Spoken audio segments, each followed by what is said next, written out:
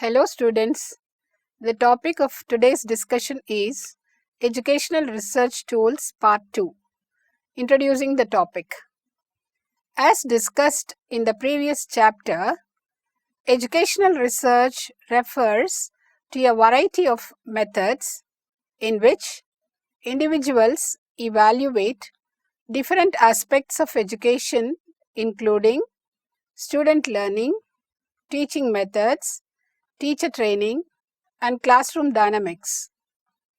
Educational researchers have come to the consensus that educational research must be conducted in a rigorous and a systematic way, although what this implies is often debated. There are a variety of disciplines which are each present to some degree in educational research. These include psychology, sociology, anthropology, and philosophy.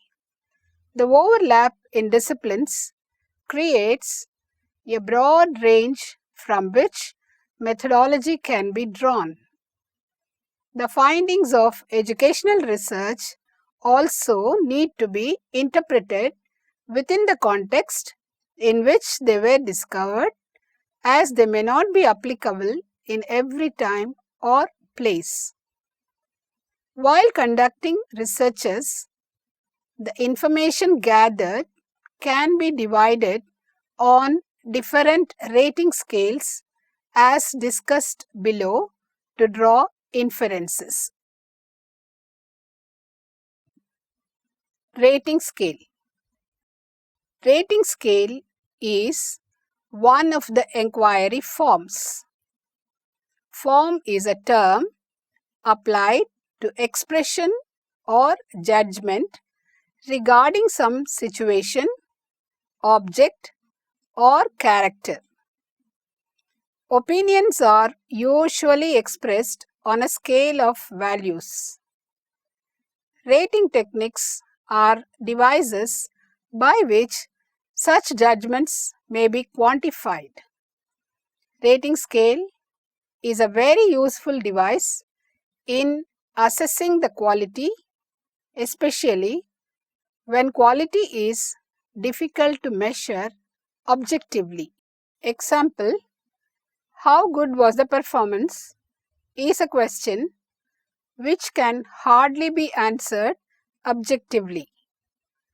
Rating scales record judgment or opinions and indicates the degree or amount of different degrees of quality which are arranged along a line is the scale. For example, how good was the performance? Excellent, very good, good, average, below average, poor, and very poor. This is the most commonly used instrument for making appraisals. It has a large variety of forms and uses. Typically, they direct attention to a number of aspects or traits of the thing to be rated and provide a scale for assigning values to each of the aspects selected. They try to measure the nature or degree of certain aspects or characteristics of a person or phenomenon through the use of a series of numbers, qualitative terms, or verbal descriptions. Ratings can be obtained through one of three major approaches: paired comparison, ranking, and rating scales. The first attempt at rating personality characteristics was the man-to-man technique devised during World War I. This technique calls for a panel of raters to rate every individual in comparison to a standard person. This is known as the paired comparison approach. In the ranking approach, every single individual in a group is compared with every other individual and to arrange the judgment in the form of a scale. Purpose of rating scale.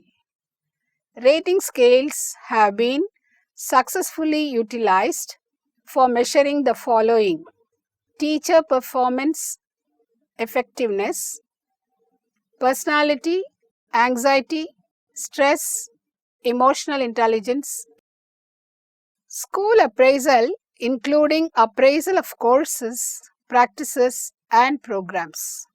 Useful hints on construction of rating scale.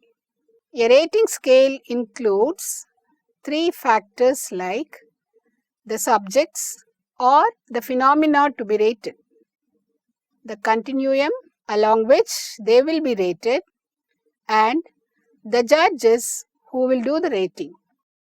All taken three factors should be carefully taken care of by you when you construct the rating scale. The subjects or phenomena to be rated are usually a limited number of aspects of a thing or of a traits of a person. Only the most significant aspects for the purpose of the study should be chosen. The usual made to get judgment is on 5 to 7 point scales, as we have already discussed.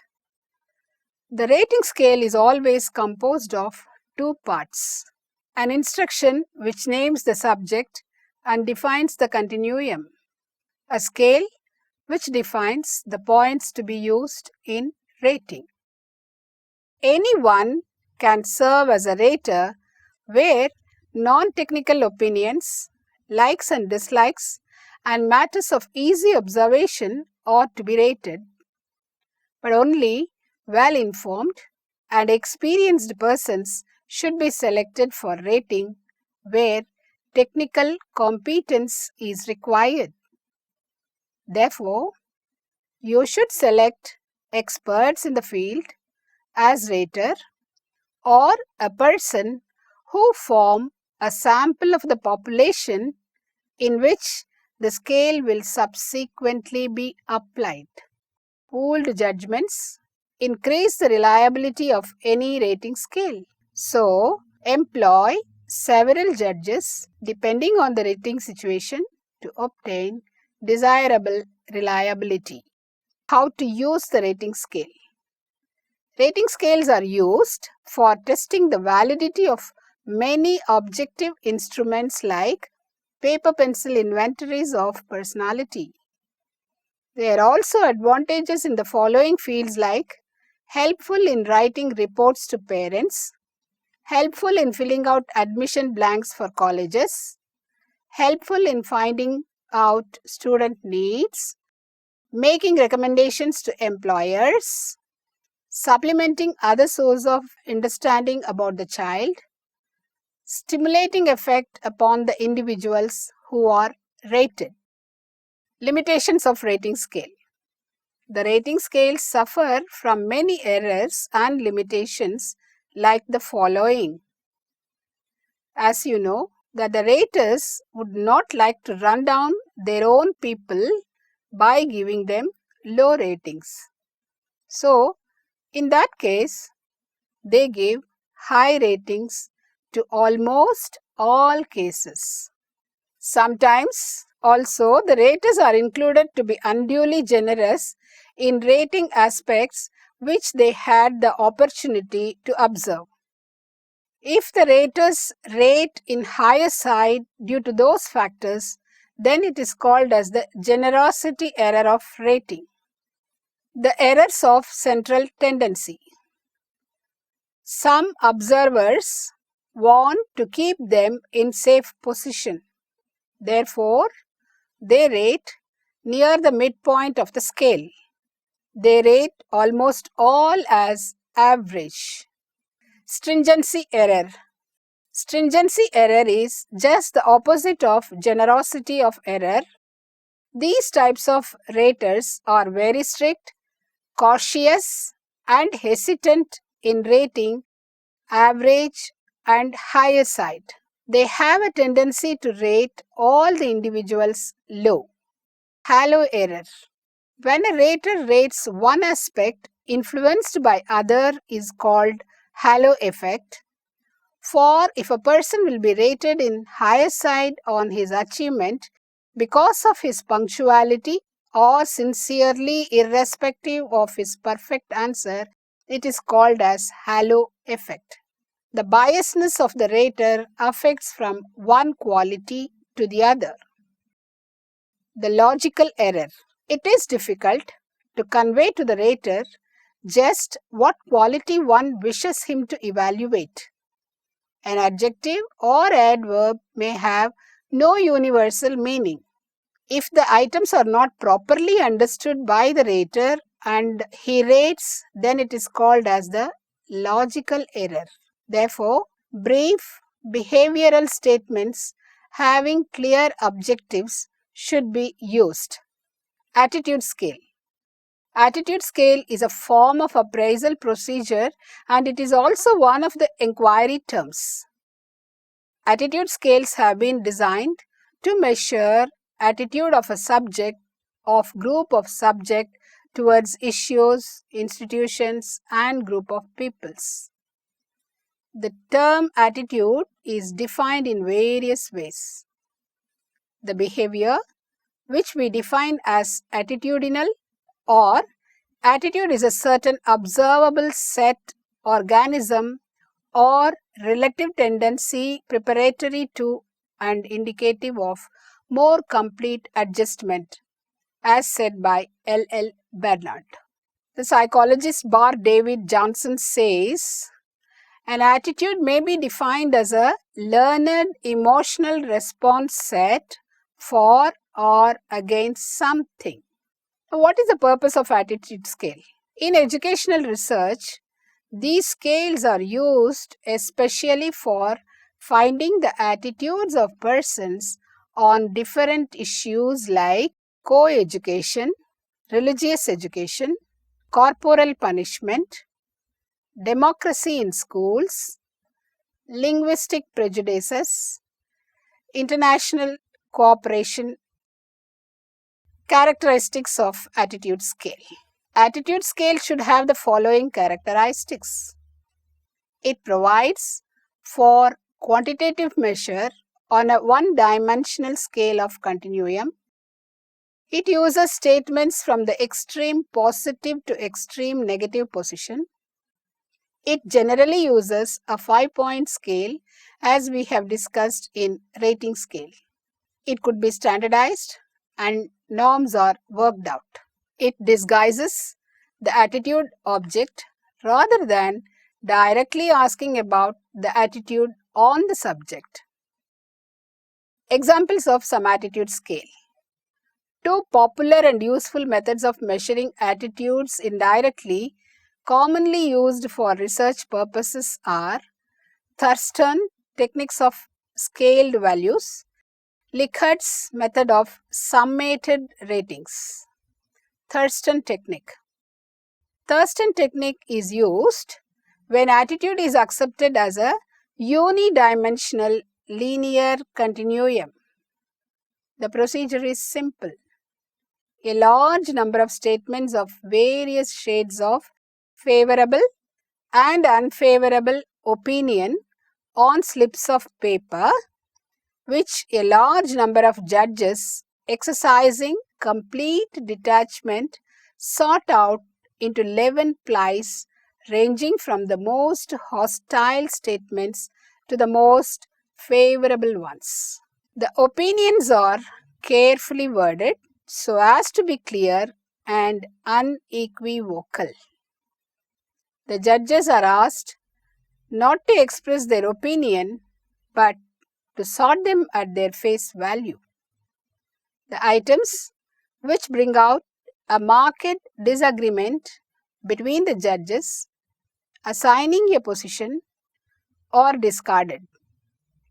Tabulations are made which indicate the number of judges who placed each item in each category.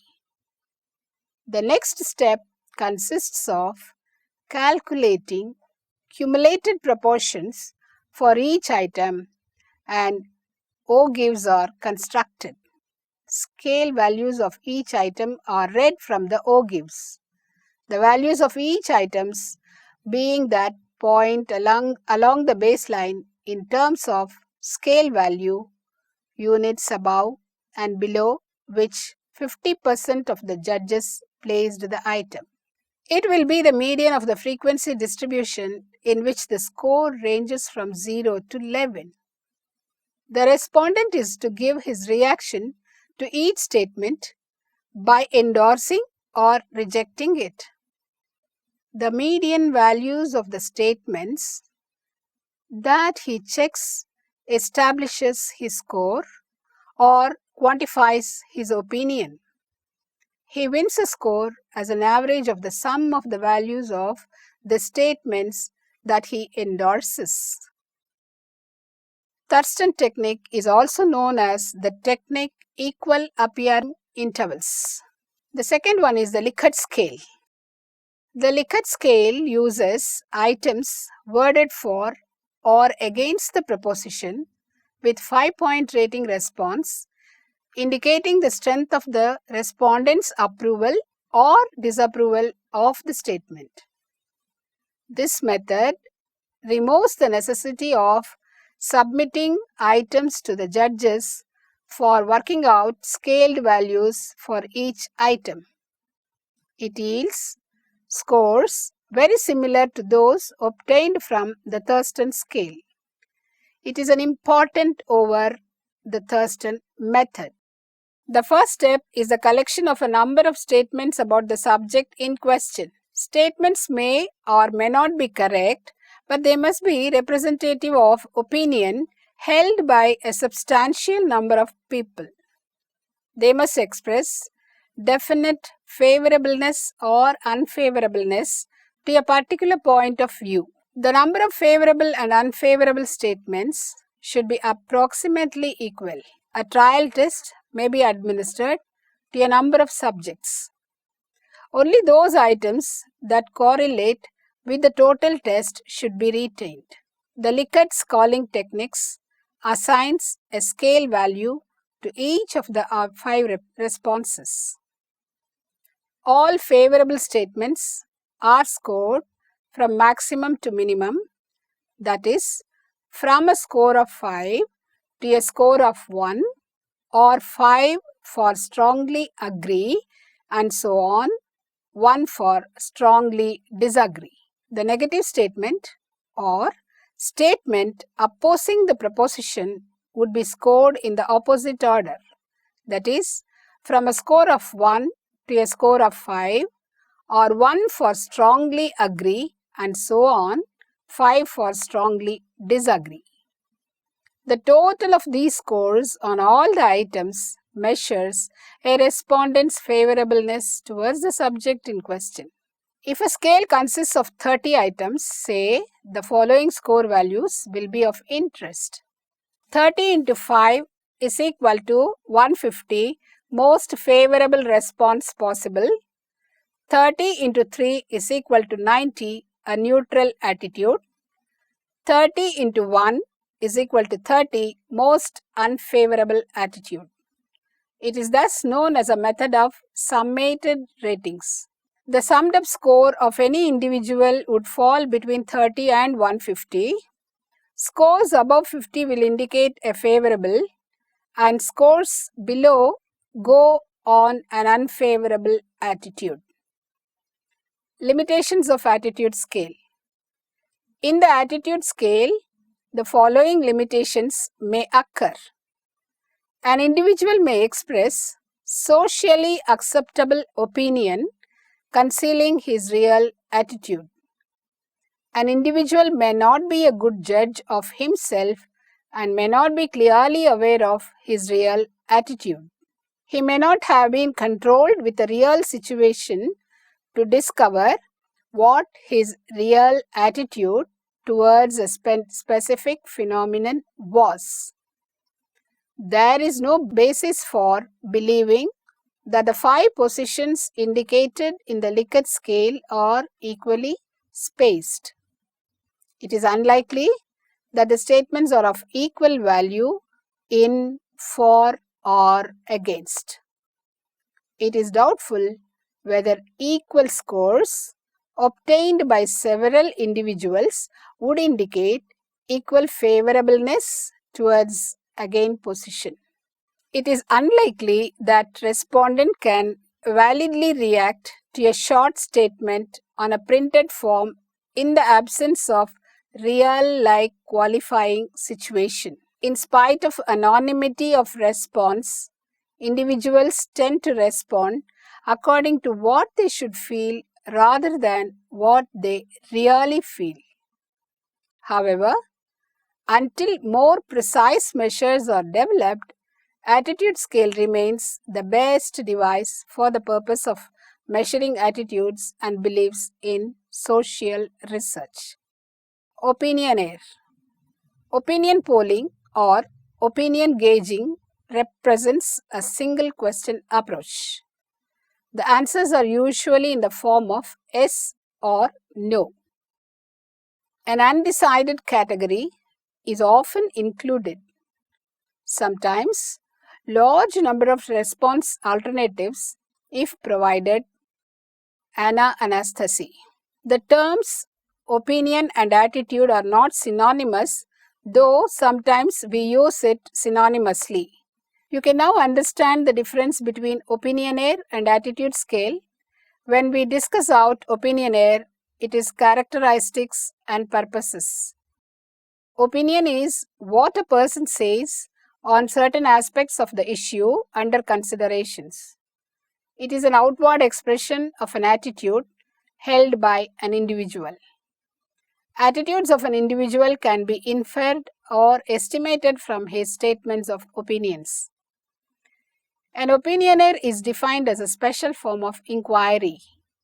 It is used by the researcher to collect the opinions of a sample of population on certain facts or factors, the problem under investigation. These opinions on different facts of the problem under study are further quantified, analyzed, and interpreted. Now, what is the purpose of this? Opinionaire are usually used in researches of the descriptive type, which demands survey of opinions of the concerned individuals. Public opinion research is an example of opinion survey. Opinion polling enables the researcher to forecast the coming happenings in successful manner. Characteristics. The opinionaire makes use of statements or questions on different aspects of the problem under investigation. Responses are expected either on 3-point or 5-point scales. It uses favorable or unfavorable statements. It may be subdivided into sections. The poll ballots generally make use of questions instead of statements. The public opinion polls generally rely on personal contacts rather than mail ballots. Questionnaire. A questionnaire is a form prepared and distributed to secure responses to certain questions.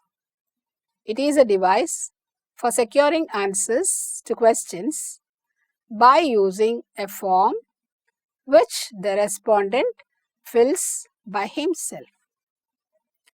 It is a systematic compilation of questions that are submitted to a sampling of population from which information is desired.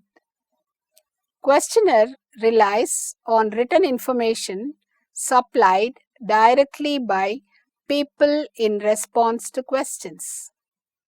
The information from questionnaires tends to fall into two broad categories. One is facts and the other one is opinions. It is worth stressing that in practice, questionnaires are very likely to include questions about both the facts and the opinions. The purpose of the questionnaire is to gather information from widely scattered sources. It is mostly used in Uses in cases where one cannot readily see personally all of the people from whom he desires responses. It is also used where there is no particular reason to see them personally. Types. Questionnaire can be of various types on the basis of its preparation. They are like structured versus non-structured, closed versus open, fact versus opinion. Structured versus non-structured questionnaire.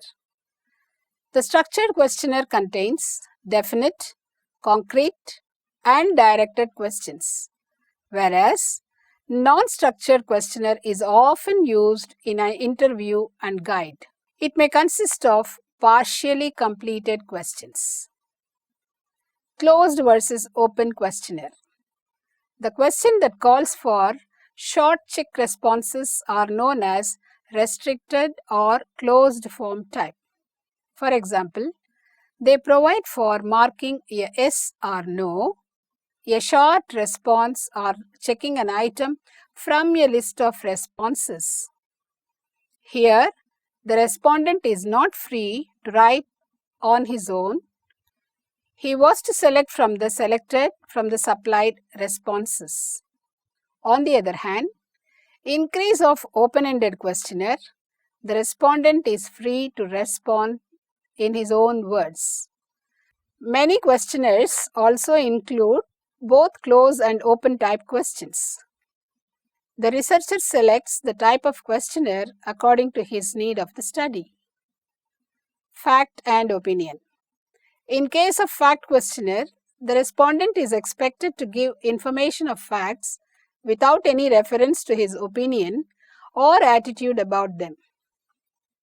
But in case of opinion questionnaire, the respondent gives the information about the facts with his own opinion and attitude. Planning the use of questionnaire. The successful use of questionnaire depends on devoting the right balance of effort to the planning stage rather than rushing too early into administering the questionnaire. Therefore, a researcher should have a clear plan of action in mind, and costs, production, organization, time schedule, and permission should be taken care in the beginning when designing a questionnaire. The characteristics of a good questionnaire should be kept in mind. Now, what are the characteristics of a good questionnaire? A questionnaire should deal with important or significant topic to create interest among respondents. It should seek only that data which cannot be obtained from other sources. It should be as short as possible but should be comprehensive. It should be attractive. Directions should be clear and complete. It should be represented in good psychological order, proceeding from general to more specific responses. Double negatives in questions should be avoided. Putting two questions in one question also should be avoided. It should avoid annoying or embarrassing questions. It should be designed to collect information which can be used subsequently as data for analysis. It should consist of a written list of questions. The questionnaire should also be used appropriately. When is it appropriate to use a questionnaire for research? Different methods are better suited to different circumstances, and questionnaire is no exception to it. Questionnaire is used at their most productive when used with large number of respondents, when what is required tends to be fairly straightforward information, when there is a need for standardized data from identical information, when time is allowed for delays, when resources allow for the cost of printing and postage, when respondents can be expected to be able to read and understand the questions. Designs of questionnaire. After construction of questions on the basis of its characteristics, it should be designed with some essential routines like background information about the questionnaire, instruction to the respondent, the allocation of serial numbers, and coding boxes. Background information about the questionnaire. Both from ethical and practical point of view, the researcher need to provide sufficient background information about the research and the questionnaire. Each questionnaire should have a cover page on which some information appears about the sponsor, the purpose, written address and date, confidentiality, voluntary responses, and thanking. Now, instructions to the respondent. It is very important that respondents are instructed at the start of the questionnaire, which indicates what is expected from the respondents. Specific instructions should be given for each question, where the style of questions varies throughout the questionnaire. For example, put a tick mark in the appropriate box and circle the relevant number, etc. The allocation of serial numbers. Whether dealing with small or large numbers, a good researcher needs to keep good records. Each questionnaire, therefore, should be numbered. Advantages of questionnaire. Questionnaire is economical in terms of materials, money, and time. It can supply a considerable amount of research data. It is easier to arrange. It supplies standardized answers. It encourages pre-coded answers. It permits wide coverage. It helps in conducting depth study. Now, disadvantages. It is reliable and valid but slow. Pre-coding questions can deter them from answering. Pre-coded questions can bias the findings towards the researcher. Postal questionnaire offer little opportunities to check the truthfulness of the answers. It cannot be used with illiterate and small children. Irrespective of the limitations, general consensus goes in favor of the use of questionnaire. Its quality should be improved. We should be restricted to the situations for which it is suited. Conclusion.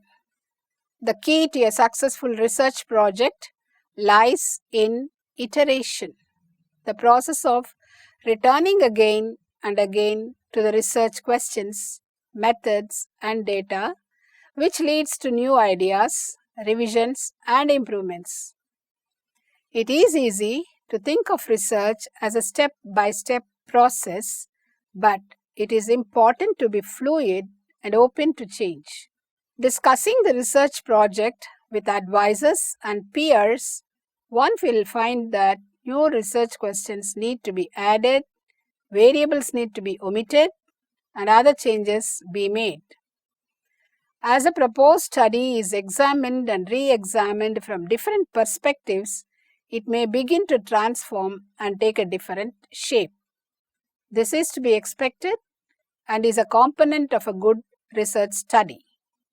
In addition, it is important to examine study methods and data from different viewpoints to ensure a comprehensive approach to the research question. In conclusion, there is no one formula for developing a successful research study, but it is important to realize that the research process is cyclical. The instruments that provide for the collection of data upon which the hypotheses might be tested are tools of research. From the great variety of these tools, the research chooses those that are most appropriate to the sources of data that are most relevant and useful. The quantification of these data makes possible more precise analysis and interpretation.